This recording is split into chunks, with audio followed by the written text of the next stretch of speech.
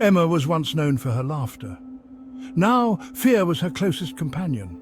A darkness had woven itself into her life, a curse she hadn't earned and couldn't understand. It began subtly, a heightened sense of smell, an ache in her bones when the moon waxed full. Then the nightmares started, vivid and violent, filled with snarling beasts and the metallic scent of blood. She hid these changes, terrified of what they meant. Her once bright eyes became shadowed with dread, her smile a distant memory. The world, once so full of beauty, now felt menacing, the rustling of leaves like whispered threats. Each night she prayed for dawn, the sliver of light a fragile shield against the darkness that coiled within. But the darkness was relentless. It seeped into her waking hours, twisting her thoughts, amplifying her fears. The transformation, once a gradual descent, was accelerating, pulling her deeper into its terrifying embrace. The monster in her dreams was no longer confined to the night. It was stirring within her, hungry for release. The first physical changes were subtle, a tingling in her teeth, a sensitivity to light.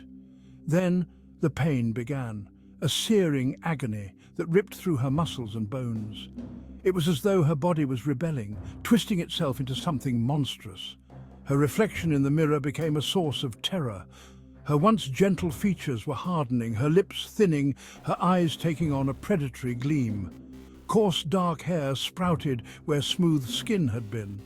The woman staring back at her was both familiar and utterly alien. Panic became her constant companion. She tried to cling to her humanity, to the memories of who she once was, but the beast was relentless. It clawed at her sanity, urging her to surrender, to embrace the primal power that surged through her veins. The line between woman and monster blurred with each passing hour. Driven by desperation and a flicker of hope gleaned from whispered legends, Elise fled into the night. The full moon hung heavy in the sky, casting an eerie silver glow on the forest path. Her body ached, each step a monumental effort of will. The whispers spoke of an ancient grave, a place of power where the veil between worlds was thin. It was a desperate hope, a slim chance at finding a cure, or at least solace in the presence of something that understood her torment. Thorns tore at her clothes, her breath coming in ragged gasps, but fear, that primal motivator, kept her moving. Deeper and deeper she ventured, the scent of damp earth and decaying leaves filling her nostrils. And then, through the trees, she saw it, a mausoleum, its stone weathered and cracked, bathed in the eerie glow of the moon. The moonlight seemed to intensify as Elise approached the tomb. It washed over her, searing her skin like molten silver. The transformation, held at bay by sheer willpower, surged with renewed fury. She cried out, a primal scream of pain and terror as her bones cracked and reformed, her flesh burning beneath the lunar fire. My vision blurred, the world dissolving into a kaleidoscope of pain and light. She felt her humanity slipping away, the beast within rising up, claiming her body as its own.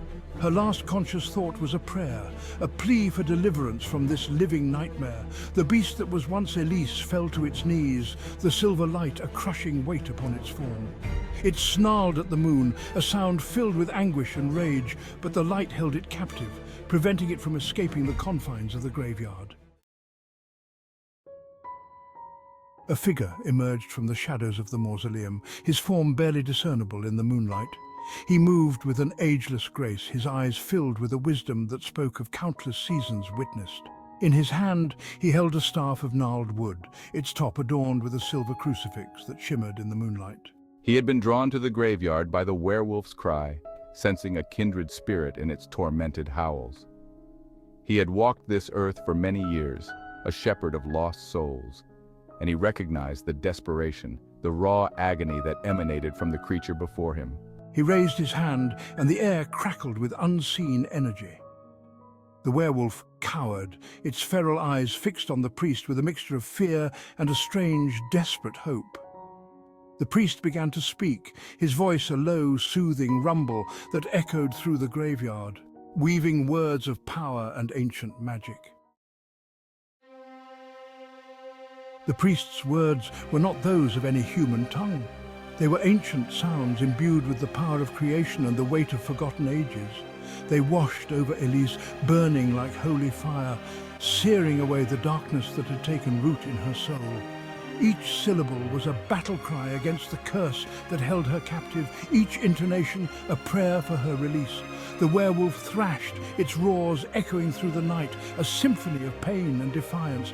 But the priest stood firm, his voice never wavering, his faith an unbreakable shield. The words found their mark, piercing the darkness that clung to Elise's spirit. She felt the beast within her recoil, its grip on her body weakening with each syllable the priest uttered.